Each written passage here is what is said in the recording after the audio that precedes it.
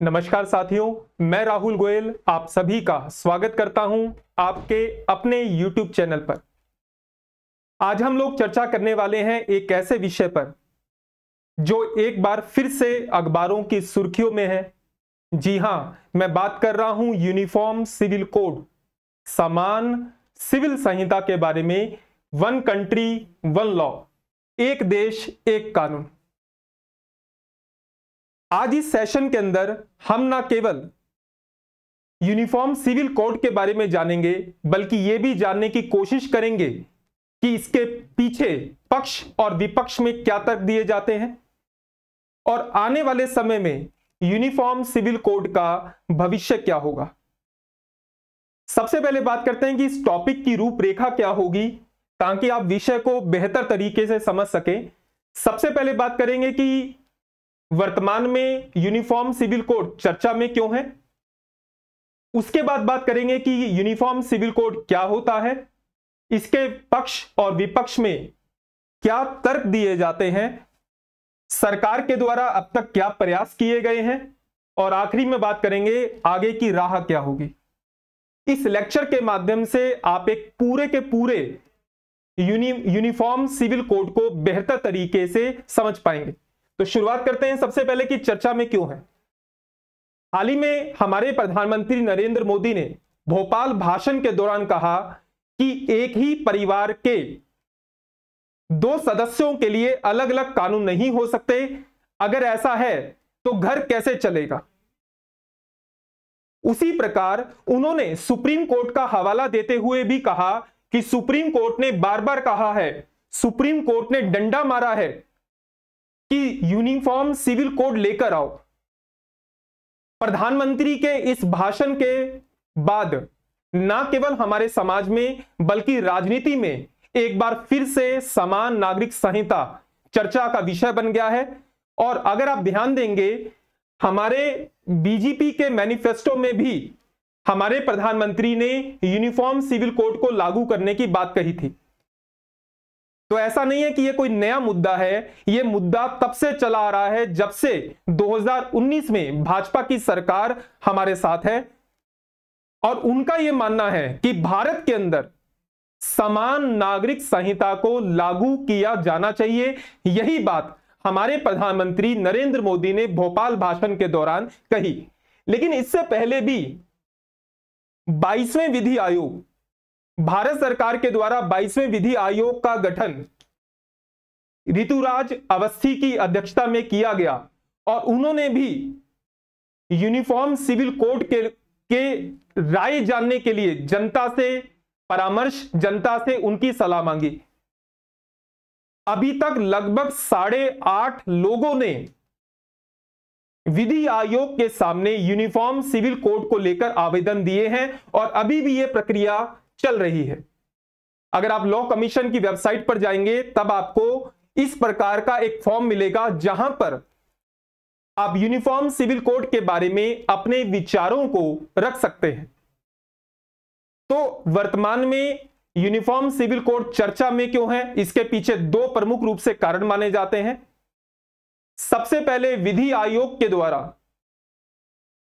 भारत के लोगों, संगठनों से समान नागरिक संहिता के बारे में परामर्श लेना, और वहीं हाल ही में प्रधानमंत्री नरेंद्र मोदी का भोपाल भाषण के दौरान यूनिफॉर्म सिविल कोड के बारे में अपना एक कथन करना।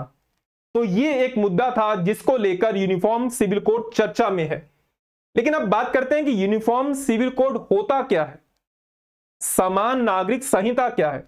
लेकिन समान नागरिक संहिता को जानने से पहले आपको यह जानना जरूरी है कि कोड क्या होता है। कोड को हिंदी में हम लोग कहते हैं संहिता। आसान भाषा में हम कहें तो कानून और नियमों का संग्रह। भारत में दो प्रकार की संहिता या कोड पाए जाते हैं। पहले का नाम है क्रिमिनल कोड, हिंदी में हम कहेंगे आपराधिक संहिता, और वहीं दूसरी ओर सिविल कोड, जिसे हम लोग कहेंगे सिविल संहिता, या फिर कई बार इसे दीवानी संहिता भी कहा जाता है। अब इसे समझने की कोशिश कीजिए कि क्रिमिनल कोड, भारत में यूनिफॉर्म क्रिमिनल कोड पाया जाता है, यानी भारत में समान आपराधिक संहिता को लागू किया गया है। आसान भाषा में कहें कि अगर भारत में रहने वाला कोई भी नागरिक, चाहे वो किसी भी धर्म का हो, किसी भी जाति का हो, किसी भी क्षेत्र का हो, अगर वो अपराध करता है तो सभी को एक जैसे दंड का प्रावधान भारत में किया गया है। यानी आपराधिक मामलों में जाति, धर्म, लिंग, इसके आधार पर किसी भी प्रकार का भेदभाव नहीं किया जाता, क्योंकि भारत में समान आपराधिक संहिता पाई जाती है। लेकिन अगर हम सिविल कोड की बात करें, लेकिन भारत में यूनिफॉर्म सिविल कोड नहीं पाया जाता। इसका अर्थ यह है, सिविल कोड क्या होता है? सिविल कोड का मतलब जहां पर शादी, तलाक, वसीयत, गोद लेना, उत्तराधिकार, विरासत, इन संबंधित मामलों को सिविल मामले कहा जाता है, दीवानी मामले कहा जाता है। और आप इस बात को भलीभांति जानते होंगे कि भारत में शादी, ब्याह, तलाक, ये सब मामले धर्म के नियमों के अनुसार, यानी आप कह सकते हैं कि पर्सनल लॉस के अनुसार संचालित होते हैं। अगर हम हिंदुओं की बात करें तो हिंदुओं में विवाह करने के लिए अलग से कानून पाया जाता है, हिंदू विवाह अधिनियम। मुसलमानों की बात करें तो मुसलमानों के लिए अलग से उनका एक कानून है, पारसी के लिए अलग है, ईसाई के लिए अलग है, सिखों के लिए अलग है। तो इसका अर्थ यह है कि भारत में यूनिफॉर्म सिविल कोड नहीं पाया जाता, क्योंकि सिविल मामले व्यक्तिगत मामलों के तौर पर संचालित होते हैं, यानी सिविल मामले पर्सनल लॉस के माध्यम से भारत में संचालित किए जाते हैं। और यही हमारा मुद्दा है। जब भारत सरकार यह कहती है कि भारत में यूनिफॉर्म सिविल कोड होना चाहिए, जब सुप्रीम कोर्ट के द्वारा भारत सरकार को समय समय पर कहा जाता है कि भारत में यूनिफॉर्म सिविल कोड को लागू किया जाए, तो इसका अर्थ यह है कि भारत में जो सिविल मामले हैं, जो व्यक्तिगत कानूनों के आधार पर लागू होते हैं, उनके लिए एक राष्ट्रीय स्तर पर एक राष्ट्रीय नागरिक संहिता को बनाया जाए, ताकि जिस प्रकार समान आपराधिक संहिता भारत में पाई जाती है, उसी प्रकार भारत में समान सिविल संहिता भी पाई जाए। लेकिन यह इतना आसान भी नहीं होने वाला। बेशक प्रधानमंत्री ने अपने भाषण में कहा, बेशक विधि आयोग ने इसको लेकर परामर्श मांगे, लेकिन इस संहिता को, यूनिफॉर्म सिविल कोड को लागू करने में आज भी भारत के सामने बहुत बड़ी चुनौती है। तो समझने की कोशिश करते हैं एक दूसरे तरीके से सिविल कोड क्या है। समाज के सभी वर्गों के साथ, चाहे वो किसी भी धर्म के हों, किसी भी जाति के हों, चाहे उनका धर्म कुछ भी हो, राष्ट्रीय नागरिक संहिता के अनुसार समान व्यवहार किया जाएगा, जो सभी पर समान रूप से लागू होगा। सीधा सा मतलब है कि शादी, ब्याह, तलाक, संपत्ति, वसीयत, उत्तराधिकार, गोद लेना, चाहे किसी भी धर्म का व्यक्ति हो, सब पर एक जैसे नियम, एक जैसा कानून भारत में लागू होना चाहिए। इसी को कहते हैं यूनिफॉर्म सिविल कोड। ऐसा नहीं है कि भारत के संविधान में इस बात का उल्लेख नहीं किया गया। भारत के संविधान में आर्टिकल 44 इस बारे में कहता है। आर्टिकल 44 का संबंध हमारे संविधान के भाग 4, उसमें अनुच्छेद 36 से 51 तक दिए गए राज्य के नीति निर्देशक तत्वों से है। और राज्य के नीति निर्देशक तत्वों के बारे में सबसे विशेष बात यह है कि यह न्यायालय के द्वारा प्रवर्तनीय नहीं है, यानी इनका जो नेचर है वो अनइनफोर्सेबल है। लेकिन आर्टिकल 37 यह भी कहता है कि यह देश के शासन के मूलभूत हैं। तो आर्टिकल 44 में क्या कहा गया कि नागरिकों के लिए एक समान सिविल संहिता राज्य, भारत के समस्त राज्य क्षेत्र में नागरिकों के लिए एक समान सिविल संहिता प्राप्त करने का प्रयास करेगा। बेशक हमारे संविधान में भाग 4 में दिए गए डीपीएसपी बाध्यकारी नहीं है न्यायालय के द्वारा लागू करने। यह काम किसका है? राज्य का, कि राज्य भारत में यूनिफॉर्म सिविल कोड को लागू करने का प्रयास करेगा। सुप्रीम कोर्ट ने भी कहा है, हमारे प्रधानमंत्री ने भाषण के दौरान भी कहा। लेकिन अभी तक यूनिफॉर्म सिविल कोड को लेकर कोई कानून नहीं बन पाया है, लेकिन तैयारी शुरू हो गई है यूनिफॉर्म सिविल कोड को लेकर। अब यूनिफॉर्म सिविल कोड में क्या आता है? मैरिज आता है, शादी आती है, डिवोर्स आता है, मेंटेनेंस आता है, भत्ता आता है, इनहेरिटेंस आता है, विरासत आती है, अडॉप्शन गोद लेना, और सक्सेशन ऑफ प्रॉपर्टी यानी उत्तराधिकार के माध्यम से जो हमें संपत्ति मिलती है वो आती है। तो चीजों को समझने की कोशिश कीजिए कि सिविल मामले क्या होते हैं। सिविल मामलों का मतलब शादी, तलाक, गोद लेना, उत्तराधिकार, विरासत, इन सभी मामलों को सिविल मामले कहा जाता है। और ये सिविल मामले भारत में अलग अलग धर्मों के पर्सनल लॉज के माध्यम से संचालित होते हैं, और इन सब को समाप्त कर कर, इन सभी पर्सनल लॉज को समाप्त कर कर एक यूनिफॉर्म सिविल कोड को लागू करने की बात भारत सरकार के द्वारा की जा रही है। और हमारे प्रधानमंत्री इस बात को बार बार दोहराते रहे हैं। सुप्रीम कोर्ट ने भी कई बार सरकार को यह डायरेक्शन दिया है, सरकार को अनौपचारिक तरीके से डायरेक्शन दिया है कि आप यूनिफॉर्म सिविल कोड को लागू करने की बात कहें। कई बार ऐसा हुआ कि सुप्रीम कोर्ट ने बहुत बार कहा, तो नागरिकों को ऐसा लगा कि शायद सुप्रीम कोर्ट खुद ऐसा डायरेक्शन सरकार को दे, या सुप्रीम कोर्ट ही यूनिफॉर्म सिविल कोड को लेकर लॉ बना दे। लेकिन आप इस बात को समझें कि आर्टिकल 44 डीपीएसपी में आता है, और डीपीएसपी को लागू करना या ना करना यह हमारे राज्य सरकार पर, यानी हमारे राज्य पर, हमारी सरकार पर निर्भर करता है, क्योंकि कानून बनाना संसद का काम होता है। और यहां पर एक बात और ध्यान में रखिएगा कि जो यूनिफॉर्म सिविल कोड है यह समवर्ती सूची का विषय है, कॉन्करेंट लिस्ट का विषय है। यानी यूनिफॉर्म सिविल कोड पर कानून बनाने का अधिकार ना केवल संसद को है, बल्कि राज्य के विधानमंडलों को भी है। आपने पढ़ा होगा या सुना होगा कि गोवा भारत का एकमात्र राज्य है जहां पर आपको यूनिफॉर्म सिविल कोड मिलेगा। इसका मतलब यह है कि यह समवर्ती सूची का विषय है। हाल फिलहाल में उत्तराखंड की सरकार ने भी यूनिफॉर्म सिविल कोड को लागू करने के लिए, बनाने के लिए अपनी गतिविधियों को तेज कर दिया।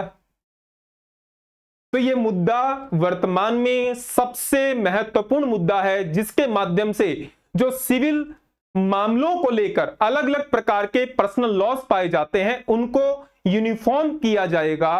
और इसको लेकर 22वें विधि आयोग के द्वारा भारत के नागरिकों, संगठनों से परामर्श मांगा गया है, और अब तक 1.5 लाख आवेदन विधि आयोग को प्राप्त हो चुके हैं। चलिए आगे बढ़ते हैं। यहां पर मैं एक स्टेटमेंट कोट करना चाहूंगा। दरअसल यूनिफॉर्म सिविल कोड कोई वर्तमान का मुद्दा नहीं है। यह मुद्दा संविधान सभा में भी उतना ही चर्चा का मुद्दा था जितना वर्तमान में है। आज वर्तमान में बहुत ज्यादा तेजी से चल रहा है, क्योंकि चुनावों का समय है, राजनीति गरमराई हुई है। ना केवल सत्ता पक्ष बल्कि विपक्ष भी इस मुद्दे को लेकर पूरी जोड़ तोड़ से मांग कर रहा है। लेकिन मैं आपका ध्यान संविधान सभा के जनक या संविधान सभा में डॉक्टर भीमराव अंबेडकर के एक कथन की ओर ले जाना चाहता हूं। उससे आप समझ पाएंगे कि संविधान सभा में के.एम. मुंशी, अलादी कृष्णा स्वामी अय्यर और doctor Bhimrao Ambedkar uniform civil code को लागू करने की बात करते हैं। स्टेटमेंट पर गौर करते हैं। मुझे व्यक्तिगत रूप से समझ में नहीं आता कि धर्म को इतना विशाल विस्तृत क्षेत्राधिकार क्यों दिया जाना चाहिए ताकि वो पूरे जीवन को ही प्रभावित करे, विधायिका को उस क्षेत्र में काम करने से रोके। आखिर हमें यह आजादी किस लिए मिल रही है? हमें यह स्वतंत्रता अपनी सामाजिक व्यवस्था को सुधारने के लिए मिल रही है, जो असमानताओं, भेदभावों और अन्य चीजों से इतनी भरी हुई है, जो हमारे मौलिक अधिकारों के साथ टकराव करती है। इसलिए किसी के लिए भी यह कल्पना करना बिल्कुल असंभव है कि पर्सनल लॉ को राज्य के अधिकार क्षेत्र से बाहर रखा जाए। अंबेडकर साहब, भीमराव अंबेडकर कॉमन या यूनिफॉर्म सिविल कोड का समर्थन करते हुए कहते हैं कि राज्य को कैसे इस क्षेत्र से बाहर रखा जा सकता है। यानी याद रखिएगा कि डॉक्टर भीमराव अंबेडकर के मुंशी अलादी कृष्णा स्वामी अय्यर, इन सभी ने भारत में यूनिफॉर्म सिविल कोड को लागू करने की बात कही। हालांकि बाद में अंबेडकर साहब ने खुद इसे राज्य की इच्छा पर छोड़ दिया और हमारे संविधान के भाग 4 और उसमें दिए गए आर्टिकल 44 में डीपीएसपी को जगह मिली। तो इस तरीके से यूनिफॉर्म सिविल कोड को लेकर संविधान सभा में बहस हुई। लेकिन चलो ठीक है कि यूनिफॉर्म सिविल कोड का मतलब कि पर्सनल लॉज की जगह एक नेशनल सिविल लॉ बनेगा, समान सिविल संहिता आएगी। तो इसको आने से या इसके लागू होने से फायदा क्या है, लाभ क्या है, इसके पक्ष में क्या तर्क दिए जाते हैं। लेकिन केवल पक्ष में तर्क नहीं है, विपक्ष में भी तर्क है, चुनौतियां भी उतनी ही हैं जितना कि इसके समर्थन करने वाले विद्वान हैं। तो सबसे पहले बात करते हैं कि पक्ष में तर्क क्या है। सबसे पहला तर्क दिया जाता है कि राष्ट्रीय एकता और धर्मनिरपेक्षता। यूनिफॉर्म सिविल कोड के माध्यम से हम सभी प्रकार के धार्मिक या धर्म के आधार पर जो व्यक्तिगत कानून हैं उन्हें समाप्त कर एक यूनिफॉर्म या नेशनल सिविल कोड को लागू करने की बात कह रहे हैं।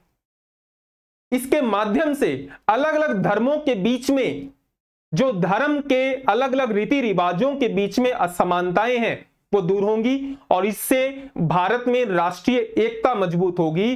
धर्म के आधार पर जो भेदभाव, असमानता भारत में पाई जाती है वो दूर होगी और इससे भारत की धर्मनिरपेक्षता को मजबूती मिलेगी। तो इस यूसीसी का समर्थन करने वाले विद्वान अपना पहला तर्क देते हैं कि इससे राष्ट्र की एकता और धर्मनिरपेक्षता को बल मिलेगा। दूसरा, लैंगिक न्याय और समानता। इस कोड का समर्थन करने वाले विद्वानों में सबसे ज्यादा विद्वान इस बात का समर्थन करते हैं कि इससे लैंगिक न्याय और समानता को बल मिलेगा। शायद आप इस बात को जानते होंगे कि भारत में अलग अलग धर्मों के बीच में संपत्ति के उत्तराधिकार को लेकर बहुत ज्यादा विरोधाभास है। माता पिता की विरासत या संपत्ति पर उनके बच्चों का समान हक होता है, चाहे वो महिला हो चाहे वो पुरुष हो, लेकिन अलग अलग धर्मों में ऐसा नहीं पाया जाता। तो अगर ये यूनिफॉर्म सिविल कोड लागू होती है तो इससे लैंगिक न्याय और समानता को बल मिलेगा। आपको ये पता होगा कि मुस्लिम धर्म के अंतर्गत 4 विवाहों की आजादी है। इसके अलावा और अन्य प्रकार के प्रावधान हैं जो आपको बाकी धर्मों में नहीं मिलेंगे, चाहे वो पर्दा प्रथा का प्रावधान हो, चाहे वो निकाह हलाला का प्रावधान हो, बहुविवाह का प्रावधान हो। तो इसके कारण हमारे यहां लैंगिक न्याय स्थापित नहीं हो पाता। अगर यूनिफॉर्म सिविल कोड होगी, सभी धर्म के प्रावधानों को, जो सिविल मामले हैं उनके लिए एक जैसे प्रावधान बनेंगे तो लैंगिक न्याय व समानता को बल मिलेगा। तीसरा, कानून प्रणाली का सरलीकरण और युक्तिकरण होगा। कानून प्रणाली आसान होगी। मैं आपको एक उदाहरण देता हूं। 2019-20 के आसपास की बात है, राजस्थान के अंदर एक व्यक्ति के द्वारा अपनी पत्नी को तलाक देने का मामला कोर्ट में पहुंचा। पत्नी ने तलाक देने से मना कर दिया, मामला कोर्ट में पहुंचा। अब आप कहेंगे कि इसमें कौन सी विशेष बात है। वो पति पत्नी राजस्थान की मीना जनजाति से संबंधित है। अब मीना जनजाति से तो ये भी कोई बड़ी बात नहीं है, लेकिन आपको ये जानकर मेन बात जो जाननी है वो ये है कि वो दोनों हिंदू थे लेकिन दोनों मीना जनजाति से संबंधित थे। अब क्योंकि वो मीना जनजाति से संबंधित थे, उनका विवाह हिंदू विवाह अधिनियम 1955 के तहत हुआ था। तो वह पति जो अपनी पत्नी से तलाक लेना चाहता है वो कोर्ट में जाकर कहता है कि मेरा विवाह हिंदू विवाह अधिनियम 1955 के तहत हुआ है, इसलिए मैं तलाक चाहता हूं। महिला ने कहा, कोर्ट को बताया कि हम राजस्थान की मीना जनजाति से आते हैं और हमारी जनजाति में तलाक के लिए कोई भी जगह नहीं है। और उन्होंने बताया कि जनजाति के इस प्रकार के प्रावधानों को हिंदू विवाह अधिनियम के तहत अपवाद या एग्जेम्प्ट किया गया। तो यह विरोधाभास हो गया। जहां एक और हिंदू विवाह अधिनियम के तहत शादी अगर हुई है तो तलाक भी हो सकता है, लेकिन क्योंकि भारत में जनजातियों को उस कानून के तहत कुछ अपवाद दिए गए हैं तो यहां पर हो जाता है विरोधाभास। ऐसे मामलों में कानून की जो प्रक्रिया है वो बहुत जटिल हो जाएगी।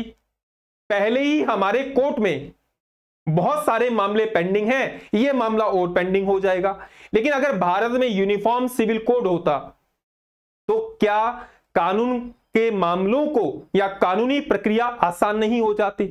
तो इसलिए कहा जाता है कि यूनिफॉर्म सिविल कोड को लागू करने से न केवल लैंगिक न्याय व समानता, राष्ट्रीय एकीकरण, धर्मनिरपेक्षता को बल मिलेगा, बल्कि कानून प्रणाली का सरलीकरण भी होगा।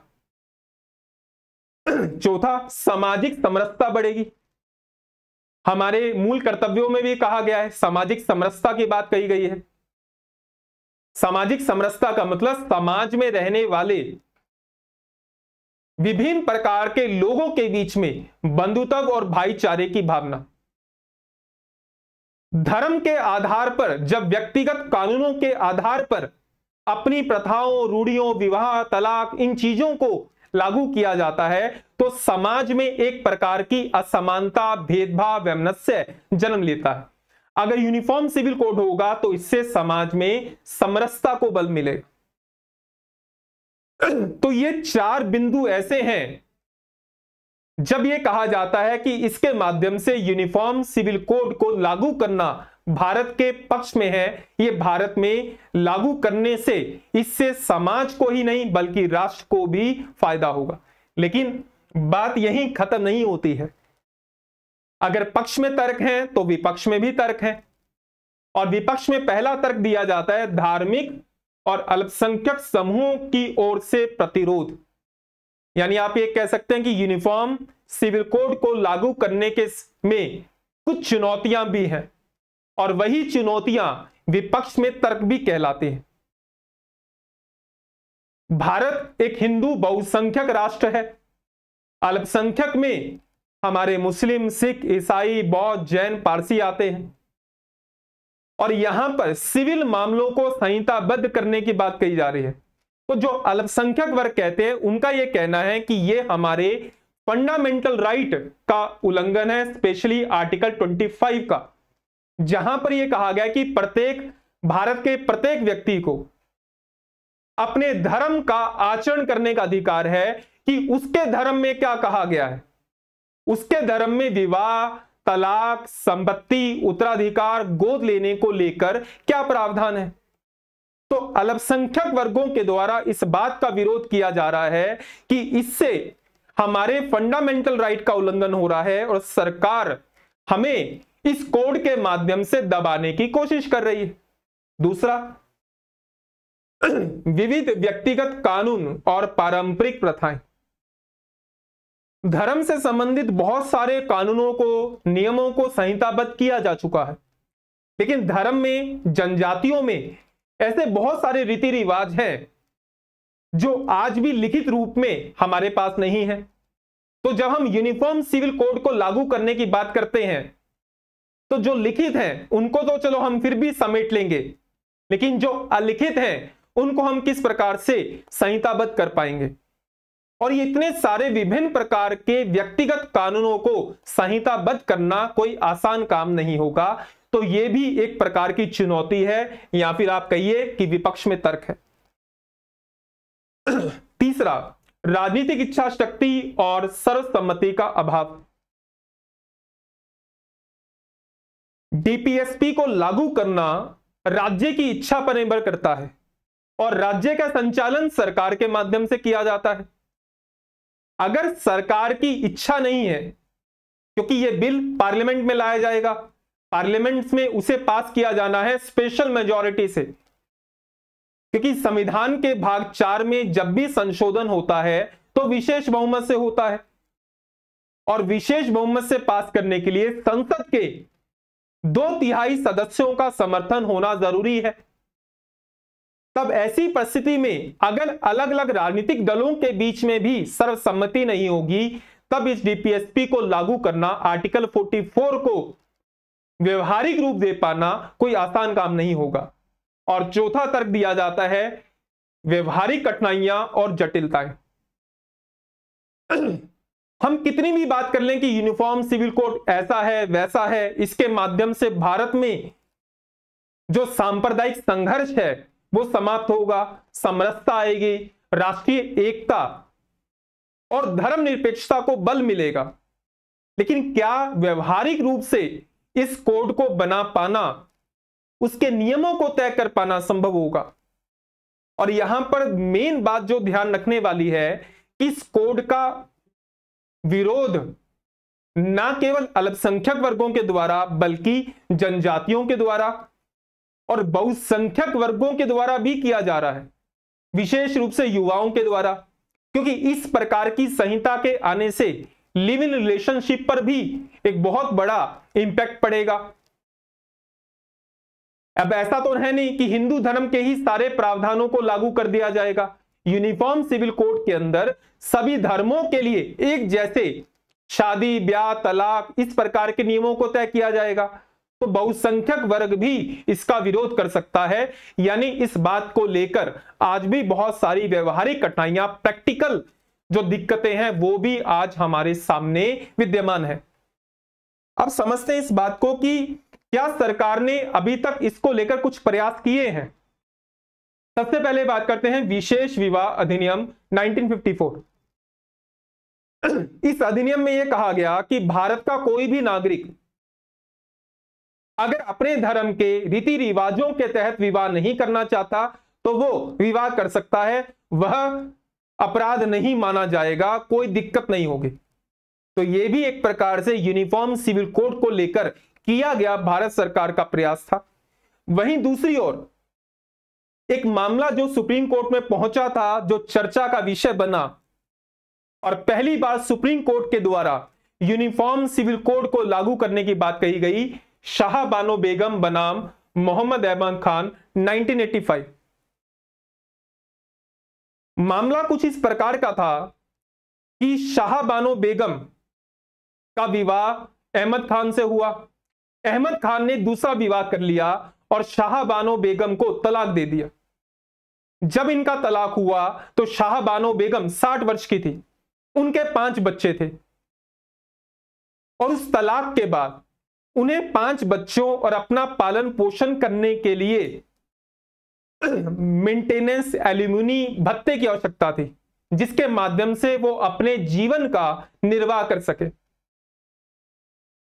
लेकिन मुस्लिम पर्सनल लॉ के अंदर कहा गया है कि जो मेहर की धनराशि है, दरअसल मुस्लिमों में जब विवाह होता है, निकाह होता है, तो एक मेहर की राशि तय की जाती है कि इतने हजार, इतने लाख रुपए में इस निकाह को संपन्न किया जाता है।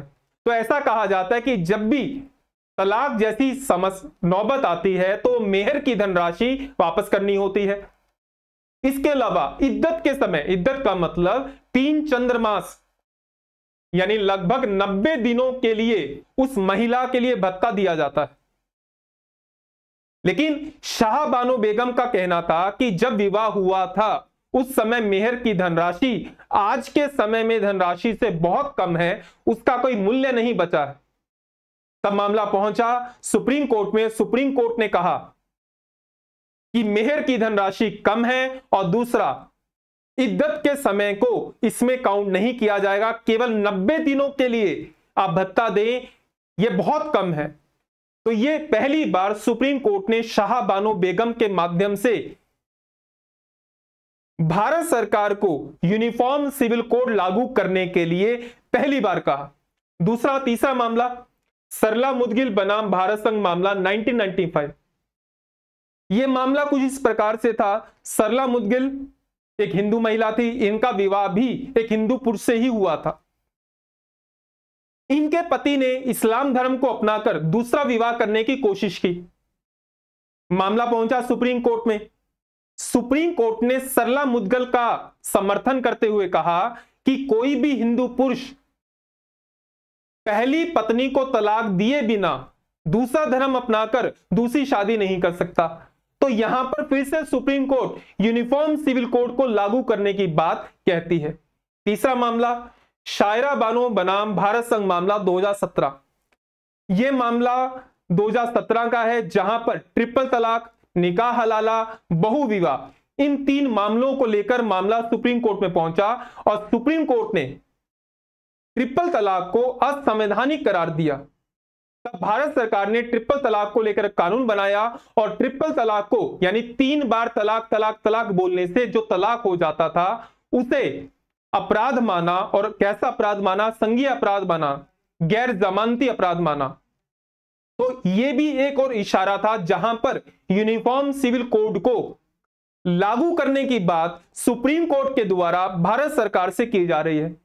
और हाल ही में 22वें विधि आयोग के द्वारा यूनिफॉर्म सिविल कोड को लेकर नागरिकों से सुझाव परामर्श मांगना इस ओर इशारा करता है कि यूनिफॉर्म सिविल कोड को लागू करने के लिए, उसका कानूनी ढांचा बनाने के लिए एक रूपरेखा तैयार की जा रही है। और यही बात भोपाल भाषण में हमारे प्रधानमंत्री नरेंद्र मोदी के भाषण में हमारे सामने आई कि एक ही परिवार के 2 लोगों के लिए अलग अलग कानून नहीं हो सकते। उसी प्रकार एक ही देश में रहने वाले नागरिकों के लिए अलग अलग सिविल कानून कैसे हो सकते हैं? इससे देश नहीं चल पाएगा, इससे राष्ट्र की एकता और अखंडता दोनों ही खतरे में पड़ जाएंगे। लेकिन सवाल यह है कि क्या कॉमन सिविल कोड को लागू करना इतना आसान होने वाला है? यानी आगे की राह क्या है? यानी आप ये कह सकते हैं कि यूनिफॉर्म सिविल कोड का भविष्य क्या है? तो कुछ सुझाव या आगे की राह। पहला, ब्रिक बाय ब्रिक अप्रोच। आसान भाषा में कहें, स्टेप बाय स्टेप चलना होगा। क्योंकि आप ये जानते हैं कि परिवर्तन बेशक प्रकृति का नियम है, लेकिन जब परिवर्तन होता है तो समाज उस परिवर्तन को तुरंत स्वीकार नहीं करता, वो एक विरोध की मुद्रा में आ जाता है। तो परिवर्तन को मैनेज करना होगा और परिवर्तन को मैनेज करने के लिए आपको स्टेप बाय स्टेप चलना होगा। यानी सामान्य या समान सिविल संहिता को लागू करने के लिए एक क्रमिक प्रक्रिया का पालन करना होगा। उस क्रमिक प्रक्रिया के माध्यम से ही आप कॉमन सिविल कोड को लागू कर सकते हैं। दूसरा सुझाव, सामाजिक अनुकूलशीलता पर विचार, अनुकूलनशीलता पर विचार। क्योंकि अगर आप धर्म को आधार बनाएंगे और धर्म के व्यक्तिगत कानूनों को समाप्त कर एक कॉमन सिविल कोड को लागू करने की बात करेंगे, तो ये मामला धर्म से जुड़ता है, समाज से जुड़ता है। हमेशा यह कहा जाता है कि धर्म का मामला एक संवेदनशील मामला होता है और इस मामले पर आपको समाज के साथ प्रतिकूलता नहीं, अनुकूलता बिठानी होगी। और जब तक आप समाज के साथ अनुकूलन नहीं बिठाएंगे, तब तक आप यूनिफॉर्म सिविल कोड को थोप नहीं सकते। और वहीं तीसरा सुझाव, हितधारकों के साथ चर्चा और विचार विमर्श। इसका अर्थ यह है कि यूनिफॉर्म सिविल कोड को लेकर जो लागू किए जाने हैं प्रावधान, अलग अलग धर्म के जो धार्मिक गुरु हैं, जो धार्मिक नेता हैं, उनके साथ आपको विचार विमर्श करना होगा, ना केवल जनता के साथ। हालांकि विधि आयोग के द्वारा जनता से राय मांगी गई है, लेकिन क्योंकि भारत में बहुसंख्यक हिंदू हैं, तो यह संभावना बनती है कि 8.5 जो आवेदन या परामर्श आए हैं, उसमें अधिकतम आवेदन एक धर्म से जुड़े होंगे। तो आपको अलग अलग धर्म के नेताओं, धार्मिक गुरुओं और विशेष रूप से उस धर्म की जनता और समान रूप से महिला और पुरुषों को आधार बनाकर उनसे बातचीत करनी होगी।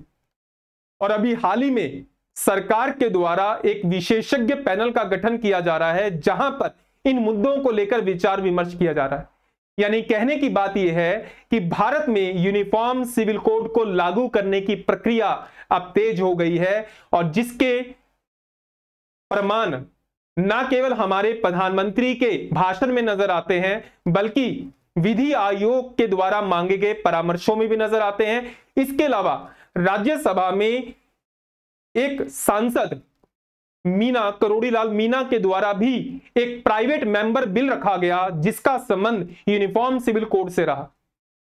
यानी हम ये कह सकते हैं कि वर्तमान में यूनिफॉर्म सिविल कोड को लागू करने की प्रक्रिया अब तेज हो चुकी है और इसको लेकर न केवल आज बल्कि कल और आने वाले समय में आपको हमेशा कोई ना कोई अपडेट मिलता रहेगा और विशेष रूप से न केवल अल्पसंख्यक वर्ग के द्वारा बल्कि आपको बहुसंख्यक वर्ग में भी इसका विरोध करते हुए नजर आएंगे। जो जनजातियां हैं, स्पेशली अगर आपने सुना हो कि मेघालय के सीएम के द्वारा भी, मेघालय की जो संगमा की पार्टी है उनके द्वारा भी यूनिफॉर्म सिविल कोड का विरोध करते हुए नजर आए हैं, तो जनजातियों को लेकर भी इस कोड के अंदर किस तरीके से प्रावधान किए जाएंगे ये एक बहुत बड़ा चर्चा का विषय होगा। तो आज हम लोगों ने विशेष रूप से यूनिफॉर्म सिविल कोड चर्चा में क्यों है, इसका अर्थ क्या है, इसके पक्ष और विपक्ष में तर्क क्या रहे, सरकार के द्वारा अब तक क्या प्रयास किए गए और क्या किए जा रहे हैं और आगे की राह क्या होगी, इस पर हम लोगों ने बात की। और हम लोग मिलते हैं जल्द ही। जय हिंद, जय भारत।